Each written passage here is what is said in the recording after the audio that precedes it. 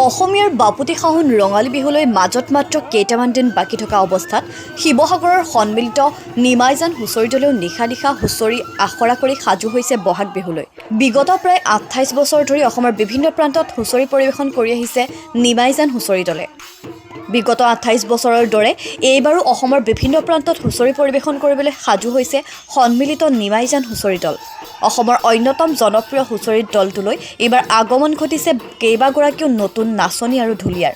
অধিক মনোমোহা সুন্দৰকৈ হুঁচৰি পৰিৱেশন কৰাৰ অৰ্থে এই কেইদিনমান মাজনিশালৈকে অনুশীলন কৰাত ব্যস্ত হৈ পৰিছে হুঁচৰি দলটো। আগন্তুক ৰঙালী বিহুত বিহু সন্মিলনসমূহৰ হুঁচৰি প্ৰতিযোগিতাত অংশগ্ৰহণ কৰাৰ উপৰিও গৃহস্থৰ ঘৰৰ চোতালত হুঁচৰি পৰিৱেশন কৰিবলৈ অনুশীলন অব্যাহত ৰাখিছে নিমাইজান সন্মিলিত হুঁচৰি দলে।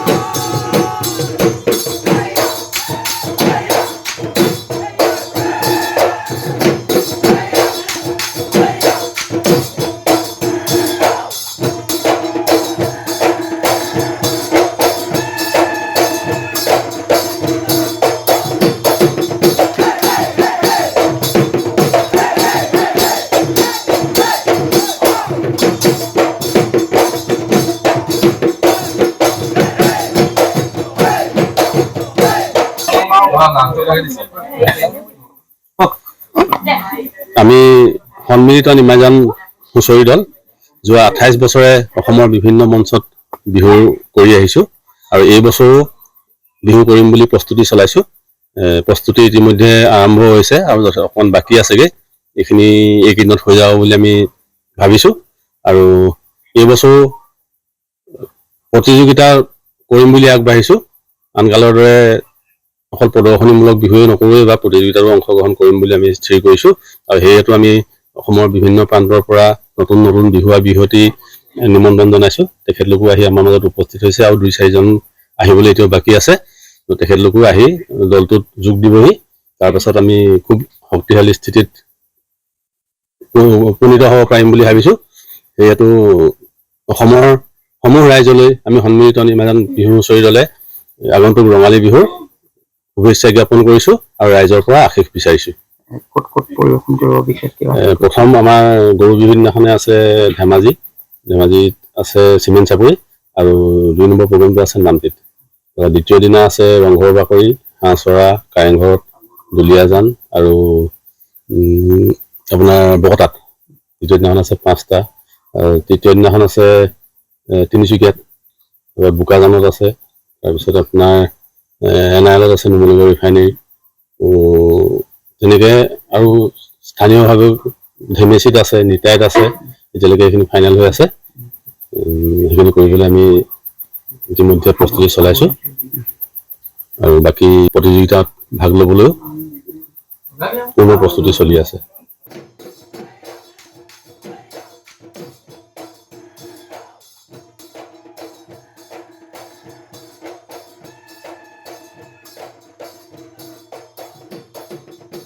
শিৱসাগৰৰ পৰা ৰাতুকুমাৰ দাসৰ ৰিপৰ্ট, লেংডন বাতৰি।